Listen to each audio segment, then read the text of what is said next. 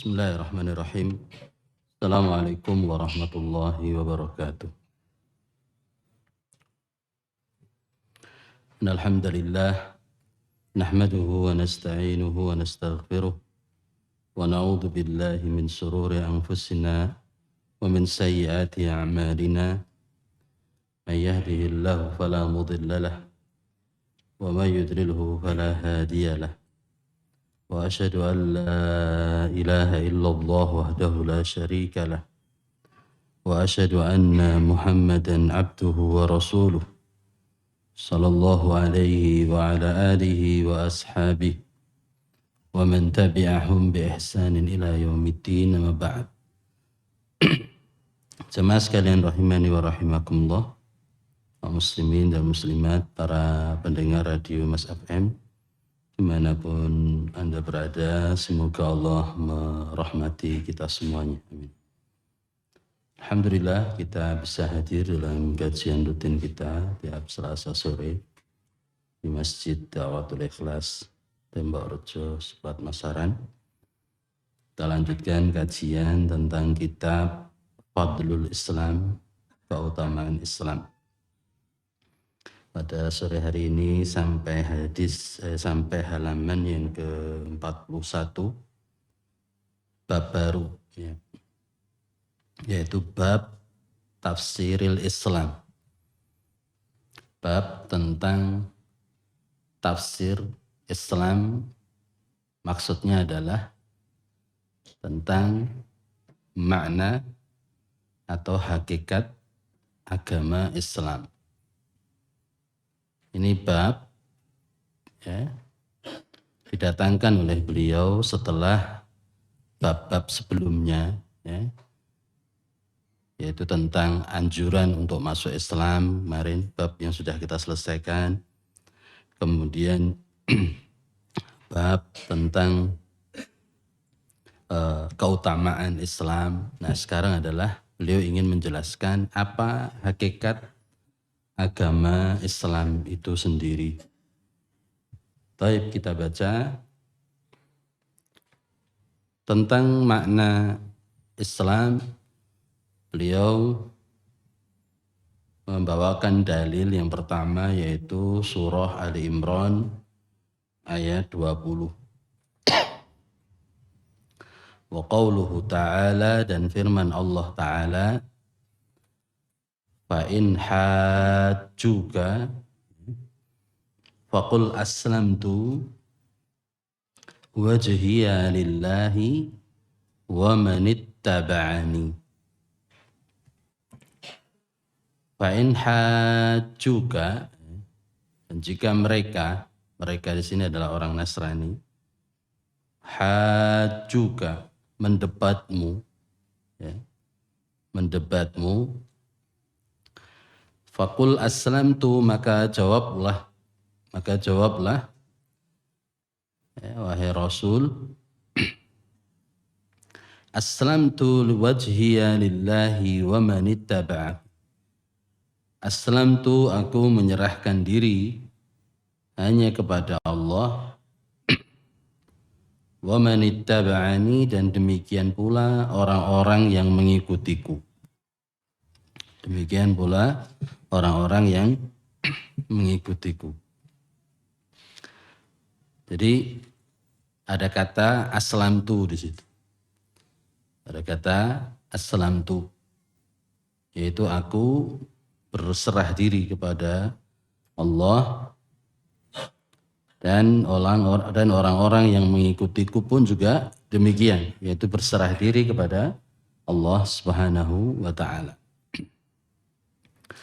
Kita baca penjelasan dari Syekh Shalih Al-Fauzan, hafizahullah, di bawahnya. Disimak halaman 41 bawah, bab tafsir Islam. Sesudah penulis, yaitu Syekh Muhammad bin Abdul Wahab, membawakan pembahasan bab-bab sebelumnya tentang ajakan dan dorongan untuk masuk Islam, masuk ke dalam Islam dan berpegang teguh kepadanya, Maka beliau Syekh Muhammad bin Abdul Wahab hendak menjelaskan apa itu Islam. Karena bila Anda memuji sesuatu namun tidak menjelaskannya, maka tujuannya tidak bisa terwujud. Jadi kalau kita hanya memuji Islam tapi tidak menjelaskan apa hakikat Islam, maka tujuannya tidak terwujud, yaitu supaya orang-orang itu lebih paham, lebih ngerti tentang al-Islam. Tidak hanya sekedar masuk Islam saja, tapi bisa mengenal Islam lebih dekat, lebih lengkap. Maka penulis menjelaskan apa itu Islam, agar seseorang tidak mengaku bahwa apa yang dianutnya adalah Islam, padahal dia selama ini hanya menyelisih agama Islam itu sendiri. Setiap aliran mengklaim bahwa diri mereka berada di atas Islam dan bahwasanya selainnya bukan di atas Islam.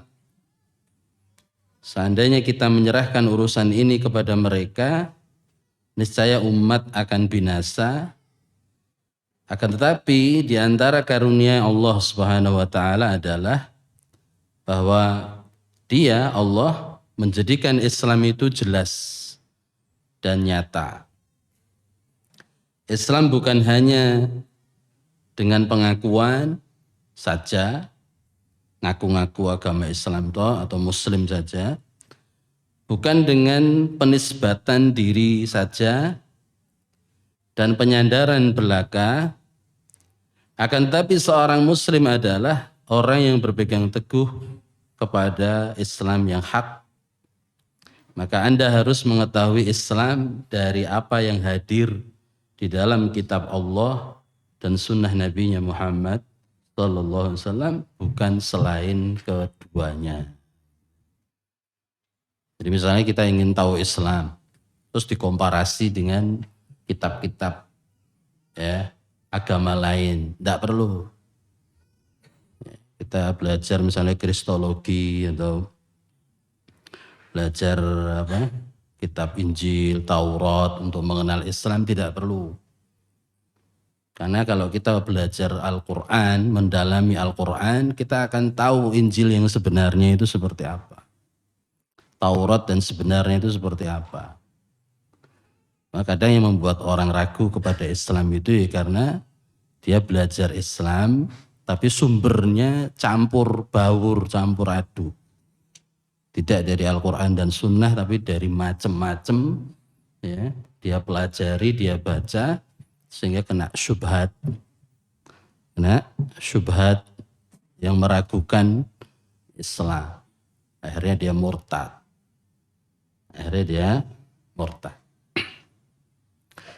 Terus halaman 42 atas, firman Allah Ta'ala, fa'in hajjuka, maka jika mereka mendebatmu, yakni orang-orang Nasrani, mendebatmu wahai Muhammad sallallahu alaihi wasallam, ini mengandung penjelasan tentang makna Islam, yaitu menyerahkan diri sepenuhnya kepada Allah, mengikhlaskan niat hanya untuk Allah, dan berlepas diri dari kesyirikan. Ini definisi Islam menurut Syekh Muhammad bin Abdul Wahab dan juga Syekh Shalih Fauzan, dan sebelum beliau berdua yaitu Syekhul Islam Ibnu Taimiyah rahimahullah. Jadi Ibnu Taimiyah pernah mengatakan bahwa Islam itu adalah Islam itu at-taslimu lillahi bitauhid. Jadi nyerah kepada Allah dengan tauhid. Jadi pasrah kepada Allah itu bukan kok hanya pasrah saja, tapi dengan mentauhidkan Allah. Jadi merealisasikan tauhid itu. Menganggap Allah hanya satu-satunya sebagai Tuhan, minta hanya kepada Allah. Kemudian al-qiyadu lahu bit-tha'ah, tunduk patuh dengan taat. Taat penuh kepada Allah Subhanahu wa taala. Kemudian yang ketiga al-khulu wal khulusu minas syirki. Ya, bersih, ya, bersih, murni dari perbuatan kesyirikan. Ini 3 poin tentang Islam. Pasrah dengan tauhid, tunduk dengan taat, tunduk patuh dengan taat, kemudian apa? Membersihkan diri dari kesyirikan. Ya, membersihkan diri dari kesyirikan. Jadi orang yang hanya pasrah kepada Allah tapi kesyirikan dia tidak jauhkan, maka bukan Islam namanya. Ya, dia masih datangi ke dukun, dia masih percaya jimat, dia masih mengandalkan makhluk di setiap masalah-masalah dia. Bukan mengandalkan Allah dalam setiap masalah. Tapi makhluk terus yang ada di kepalanya. Ya, Allah dilupakan di setiap masalah. Maka makna Islam belum sempurna. Sampai dia betul-betul bersih dari ketergantungan dia kepada makhluk. Terus kita lanjutkan. Adapun siapa yang masih berpegang kepada kesyirikan, seperti berdoa kepada orang-orang mati atau kuburan, lalu dia berkata, aku muslim, maka dia bukanlah muslim. Karena dia tidak menyerahkan dirinya kepada Allah, akan tapi dia menyerahkan dirinya kepada selain Allah. Berdoa kepada selain Allah, menyembelih untuk selain Allah, dan bernadar kepada selain Allah. Allah SWT berfirman, Bala man aslama wajhahu lillahi wa huwa muhsin. Tidak demikian. Akan tetapi barang siapa menyerahkan diri sepenuhnya kepada Allah dan dia berbuat baik. Jadi garis bawah ini, wa huwa muhsin. Jadi tidak hanya aslama wajhahu, mengatakan Islam, mengatakan muslim, menyatakan pasrah, menyerah, berserah diri, tapi juga wa huwa muhsin. Wa huwa muhsin. Wa huwa muhsin di sini adalah dia betul-betul menjadi orang baik. Menjadi orang baik, yaitu orang yang maknanya luas di sini. Melakukan tauhid, meninggalkan syirik. Ya, wa huwa muhsin di sini dia berakhlak mulia kepada sesama dan sebagainya. Terus yang terakhir firman-Nya, aslama wajhahu lillah, ya, aslama wajhahu lillah di surah Al-Imran ayat 20 tadi. Barang siapa menyerahkan dirinya sepenuhnya kepada Allah, ini adalah tauhid, kata Syekh di sini. Dan firman-Nya wa huwa muhsin, dan dia berbuat baik, ya ini mengikuti Rasulullah SAW, karena dengan mengikuti Rasulullah SAW terwujud Islam, karena Islam adalah keikhlasan kepada Allah dan mengikuti Rasulullah Muhammad Sallallahu Alaihi Wasallam. Islam itu ya pasrah, tunduk patuh kepada Allah, kemudian dia mengikuti sunnahnya Rasulullah Muhammad Sallallahu Alaihi Wasallam. Kemudian berikutnya dalil yang dibawakan oleh Syekh Muhammad bin Abdul Wahab yang kedua adalah hadis dari sahabat Umar bin Khattab yang terkenal dengan hadis Jibril. Wa fis sahihi, di dalam kitab As-Sahih Sahih Bukhari, an Umar bin Khattab radhiyallahu anhu, dari sahabat Umar bin Khattab radhiyallahu anhu, anna Rasulullah sallallahu alaihi wasallam qala, bahwasanya Rasulullah SAW pernah bersabda, al-Islamu, Islam itu antashhada an la ilaha illallah, engkau bersyahadat asyhadu an la ilaha illallah wa anna Muhammadan Rasulullah, bahwasanya tiada ilah yang berhak disembah, bahwasanya tiada Tuhan yang berhak disembah kecuali hanya Allah. Ya. dan bahwasannya Muhammad sallallahu alaihi wasallam itu adalah Rasulullah, utusan Allah. Setelah itu wa tuqimas salata, engkau tegakkan as-salat. Wa tu'tiyaz zakata, kemudian engkau tunaikan az-zakat. Wa tasuma ramadhana, engkau kerjakan puasa Ramadan. Wa tahujjal baita, engkau haji ke al-bait. Al-bait itu Ka'bah. Ya, tahujjal baita, haji ke Ka'bah. Ini istata'ta ilaihi sabila, jika engkau mampu ilaihi kepadanya, sabila, ya, jalan. Sabila, jalan. Jadi engkau mampu memiliki jalan menuju ke sana. Secara ekonomi, secara fisik, waktu, ya, mampu berangkat ke sana. Islam adalah, halaman 43, hendaknya engkau bersaksi bahwa tidak ada Tuhan yang berhak disembah selain Allah dan bahwa Nabi Muhammad adalah Rasulullah. Kemudian engkau mendirikan salat, menunaikan zakat, berpuasa di bulan Ramadan, melaksanakan haji ke Baitullah, ya, ke Mekah, bila kamu mampu menempuh perjalanan ke sana. Hadis sahih riwayatnya Imam Bukhari. 5 ini tadi disebut dengan apa? Arkanul Islam. 5 rukun Islam. Jadi ketika Rasulullah SAW ditanya apa itu Islam, Rasul nyebut 5. Jadi ketika ada orang asing datang ke majelisnya Rasulullah dan para sahabat, orang asing ini penampilannya tidak nampak. Orang ini orang perjalanan jauh, ya. Bayadus siyab, pakaiannya putih, rambutnya putih, tiba-tiba langsung nyelonong mendatangi Rasulullah SAW di depan.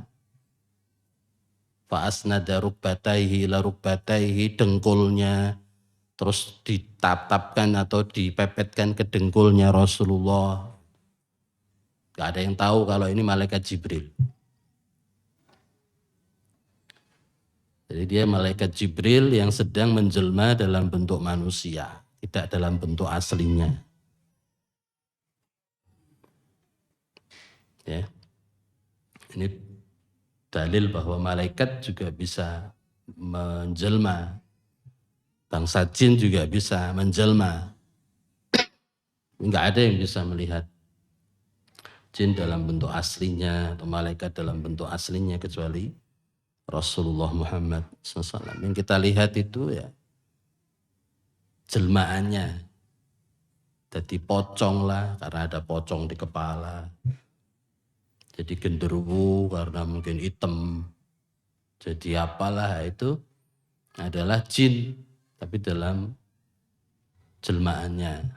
Malaikat juga begitu, menyaru dalam bentuk manusia. Seperti di zaman Nabi Ibrahim, dia menyaru dalam bentuk tamu. Dalam bentuk tamu. Tamu malam-malam datang ke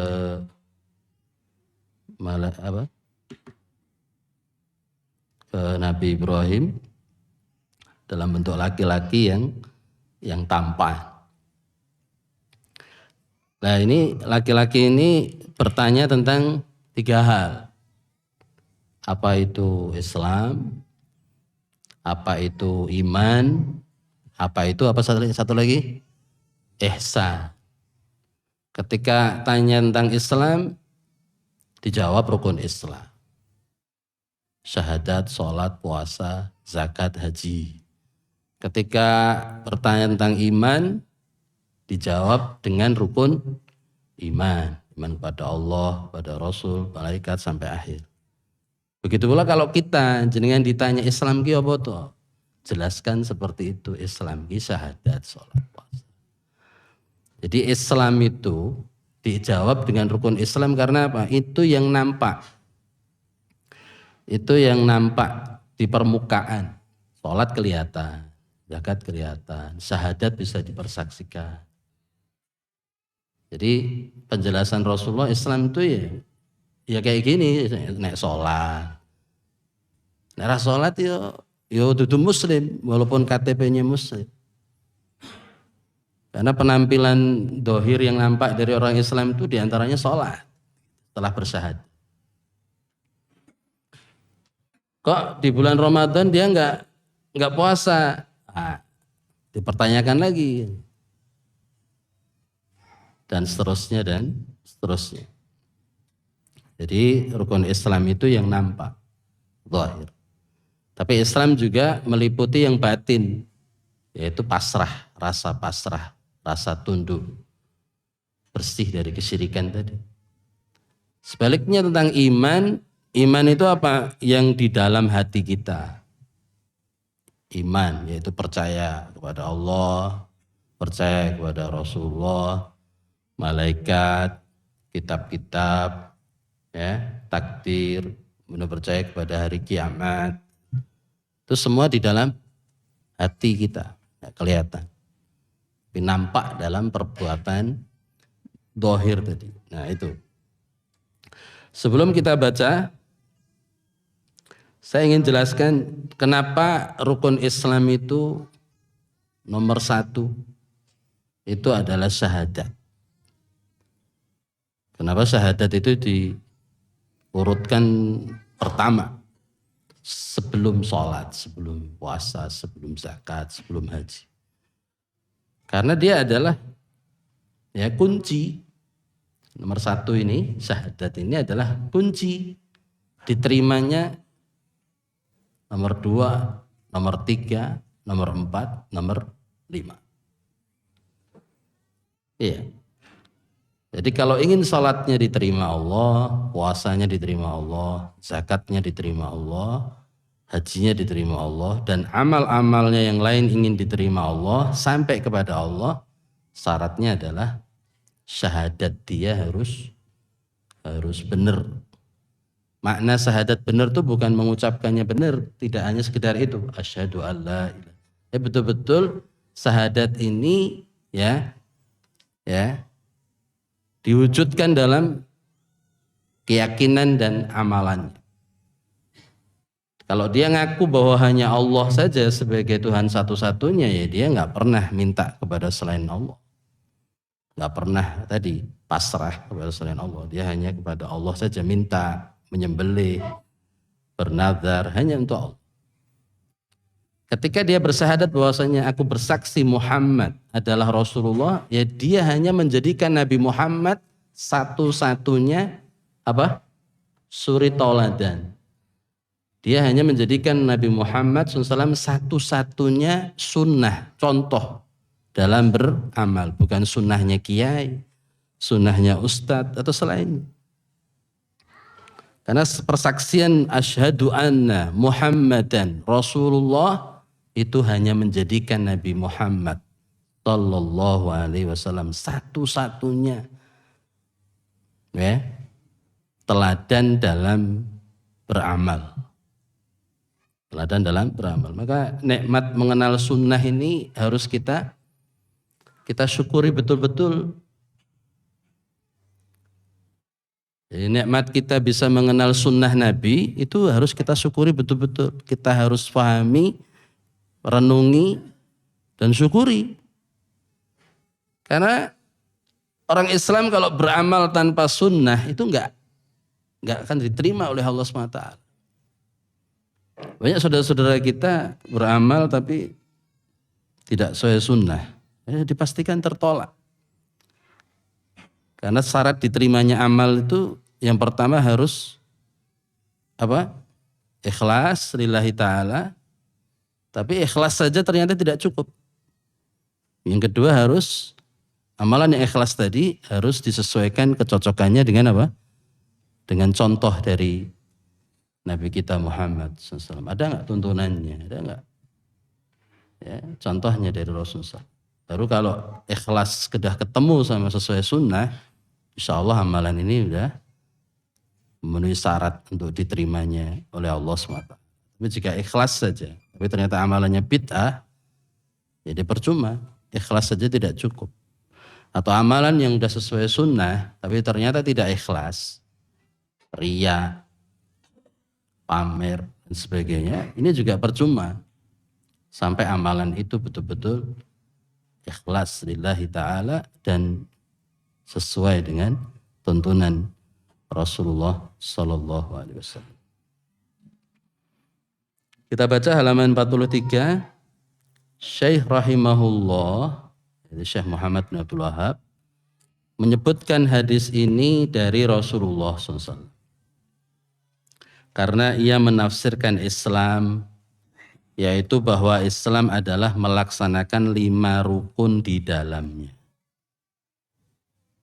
Al-Islamu an tasyhada an la ilaha illallah wa anna Muhammadan Rasulullah. Islam adalah hendaknya kamu bersaksi bahwa tidak ada Tuhan yang berhak disembah selain Allah dan bahwa Muhammad adalah Rasulullah. Ini terjemahan kalimat syahadat yang pas. Tidak ada Tuhan yang berhak disembah. Nah, itu harus ada tanda kurung kayak gitu. Jadi tidak hanya sekedar tiada Tuhan selain Allah. Itu kurang mendoktrin. Kurang mendoktrin nilai tauhid, uluhiyah kepada siapapun yang mendengar dan mengucapkannya. Tapi kalau kita ucapkan, tiada Tuhan yang berhak disembah. Oke lah, mereka ngaku Isa sebagai Tuhan, Yesus sebagai Tuhan, oke, nggak masalah.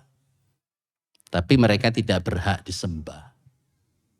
Orang Hindu, orang Buddha punya Tuhan sendiri-sendiri, ya udah. Tapi mereka tidak berhak disembah Tuhan-Tuhan itu. Yahudi punya Tuhan sendiri, Konghucu punya Tuhan sendiri. Yang Kejawen punya Tuhan sendiri, dewa-dewi, ya, dan sebagainya. Kita katakan mereka tidak berhak disembah. Kalaupun dianggap Tuhan, mereka tidak berhak disembah. Karena tiada Tuhan yang berhak disembah. Kecuali, baru dimunculkan. Kecuali siapa? Allah Subhanahu wa ta'ala. Jadi la ilaha illallah itu ada 2 unsur. La ilaha 1, illallahu 2. Unsur yang pertama meniadakan dulu. Dihapus semua dulu. Ya, tiada Tuhan, diresiki kabeh, dinolkan dulu. Tiada Tuhan, dinetralkan dulu. Tiada Tuhan, oke. Setelah itu baru di al-isbat. Setelah dinafikan baru di isbat. Apa isbat? Ditetapkan. Setelah semuanya enggak layak jadi Tuhan, setelah semuanya enggak ada Tuhan, enggak berhak disembah, kita munculkan satu-satunya, yaitu siapa? Allah Subhanahu wa ta'ala illallah. Maka la ilaha illallah itu rukunnya 2 ini namanya rukun. Rukun la ilaha illallah itu yang pertama apa? An-nafyu, kemudian yang kedua apa? Al-isbatu. Meniadakan, kemudian ditetapkan. Ditiadakan semua Tuhan selain Allah, ditetapkan Allah satu-satunya Tuhan yang berhak disembah. Dan syarat-syarat la ilaha illallah ada 7. Ada as-sidqu, ada al-ikhlasu, ada al-inqiyadu, ada al-mahabbatu, dan sebagainya. Itu ahlu sunnah, muslim ahlu sunnah harus ngerti tentang la ilaha illallah ini, tentang syahadat ini, segala macam sisi ilmu-ilmunya. Jadi jangan sampai kita awam tentang syahadat ini. Pintu masuk kita pahami tauhid ya melalui memahami syahadat dengan sempurna. Rukun-rukunnya apa, dibaca, dipelajari. Oh, ternyata syahadat itu punya rukun. Ada 2 tuh. Oh, syahadat itu ternyata punya syarat-syarat. Kayak sholat jemaah. Sholat itu rukunnya apa? Ada. Rukun sholat ada. Syarat-syarat sholat ada lagi, lain lagi. Rukun zakat ada. Syarat-syarat zakat ada lagi. Rukunnya haji ada. Syarat-syarat haji ada lagi. Rukun puasa, syarat-syarat puasa ada. Begitu pula syahadat, ada rukun-rukunnya, ada syarat-syarat. Sudahkah kita mempelajarinya? Bisa jadi tambahan materi kita ketika khutbah Jumat, ketika ceramah, ketika kultum atau apa. Gak usah muluk-muluk kita bahas. Ketika ada kesempatan bicara, pahamkan rukun Islam aja. Banyak saudara-saudara kita yang belum ngerti rukun Islam. Coba adain itu sosial eksperimen, ya. Tanya itu orang-orang itu yang ngaku-ngaku muslim rukun Islam ada berapa? Sebutkan. Rukun iman ada berapa? Sebutkan. Kita akan jumpai banyak yang belum paham. Jadi kadang materi-materi kultum kita terlalu berat. Materi-materi khutbah kita terlalu berat dalam. Pahamkan tentang syahadat, rukun-rukunnya, syaratnya, ya, secara singkat dan mudah itu insya Allah mereka lebih butuhkan. Terus makna dari hal tersebut bukan sebatas mengucapkan dengan lisan saja, syahadat selesai. Akan tapi harus ada pengucapan dengan lafadz, niat dengan hati, kemudian amal perbuatan. Harus ada pengucapan kalimat syahadat, mengetahui maknanya dan mengamalkan tuntutannya, ya, agar syahadat menjadi sahih, menjadi benar. Syahadat bahwa tidak ada Tuhan yang berhak disembah kecuali Allah itu menuntut keikhlasan kepada Allah dan meninggalkan kesyirikan. Sedangkan syahadat bahwa Muhammad Rasulullah SAW itu menuntut mengikuti beliau dan meninggalkan bid'ah-bid'ah dan hal-hal baru yang diada-adakan. Rasulullah SAW adalah teladan, maka selain beliau tidak boleh diikuti. Allah SWT berfirman, laqad kana lakum fi Rasulillah uswatun hasanah. Laqad kana lakum, sungguh untuk kalian, ya, fi Rasulillah, pada diri Rasulullah SAW, uswatun hasanah, ada uswah hasanah, teladan yang baik. Surah Al-Ahzab ayat 21. Adapun orang-orang munafik bersaksi bahwa Muhammad adalah Rasulullah SAW dengan lisan mereka, namun mereka kafir dalam hati dan perbuatan mereka. Bersaksi Muhammad Rasulullah, amalannya malah, ya, beda jauh, menyelisih petunjuk Rasulullah, tidak sesuai sunnah. Ada orang mengamalkan sunnah malah dimusuhi. Ini munafikin. Allah SWT berfirman, idza ja'akal munafiquna, apabila orang-orang munafik itu datang kepadamu wahai Rasulullah SAW, qalu nashhadu innaka la Rasulullah. Mereka mengatakan, kami ini bersaksi bahwasanya kamu wahai Muhammad itu sungguh Rasulullah. Wallahu ya'lamu innaka la rasuluh. Dan Allah mengetahui bahwa engkau memang benar-benar Rasulnya. Wallahu yashhadu. Allah pun juga bersaksi, menyaksikan. Innal munafiqina lakadzibun. Bahwa orang-orang munafik itu bohong, dusta dalam syahadatnya. Ittakhadu aymanahum junnata. Mereka menjadikan sumpah-sumpah mereka sebagai perisai, sebagai tameng untuk bisa bersembunyi di belakang Rasulullah SAW. Cari gara-gara, cari gaduh di tengah-tengah kaum muslimin. Fitnah sana, fitnah sini, bikin gosip, ya, tentang orang Islam. Itulah kerjaannya orang-orang munafik. Dulu siapa dedengkotnya di zaman Rasulullah? Abdullah bin Ubay bin Salul. Abdullah bin Ubay bin Salul. Ini orang munafik ya, yang hidup di tengah-tengah kaum muslimin di kota Madinah. Aimanahum, sumpah mereka, yaitu kesaksian mereka. Lalu Allah menamakannya sebagai sumpah. Junnatan sebagai perisai, yakni tameng yang mereka bersembunyi di belakangnya. Sementara mereka tidak beriman bahwa Muhammad adalah Rasulullah di dalam hati mereka, sekalipun lisan mereka mengucapkannya, ini menunjukkan bahwa yang dituntut bukan sebatas mengucapkan, akan tetapi mengucapkan, meyakini, dan mengamalkan. Ya, sampai sini ya yang bisa kita kaji pada sore hari ini. Jadi kekacauan di kota Madinah itu ya selalu ada andil ya di belakangnya, yaitu orang-orang munafik yang memfitnah Aisyah istri Nabi sebagai pelacur, orang munafik ya, yang menggembosi sahabat-sahabat Nabi ketika mau jihad perang Tabuk, perang yang susah. Waktu panen diajak jihad, panen kurma, panen macam-macam, seruan jihad muncul dari Rasulullah. Dari Mekah ke Tabuk itu 700 km jalan darat.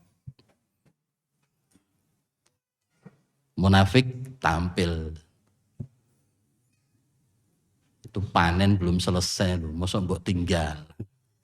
Tabuk ya aduh, 700 kilo.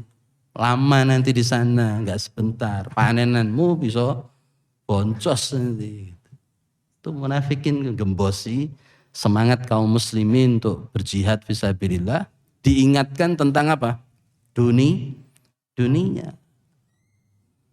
Ngaji aja sergep-sergep. Udah jadi radikal. Gitu ya. Jadi wong Islamis yang biasa-biasa wae. Rasa cadaran-cadaran, kaos kakinan, penting jilbaban wae. Banyak suara-suara kayak gini. Rasa jenggotan iki ra patut dudu ustaz tok jenggotan. Ngilo gitu kan. Iya. Ojo ora patut iki jenggot gitu kan. Kaya ustaz wae. Ini penggembos di dalam Islam. Siapa yang gembos? Apakah non muslim? Boten, orang Islam sendiri. Itu tadi ciri-ciri munafikin tuh kadang dia nggak paham tentang Islam, tentang syarat Islam. Dulure kancane muslim mengamalkan Islam malah digembos. Menjadi tangan kanannya setan, agennya setan dalam menggoda merayu manusia dalam taat kepada Allah Subhanahu wa taala. Wallahu a'lam bishawab. Mungkin ini yang bisa kita kaji pada sore hari ini. Semoga bermanfaat. Jika ada salah-salah kata saya mohon dimaafkan. Kita akhiri dengan doa kafaratul majelis. Subhanakallahumma bihamdika asyhadu an la ilaha illa anta astaghfiruka wa atubu ilaik. Assalamualaikum warahmatullahi wabarakatuh.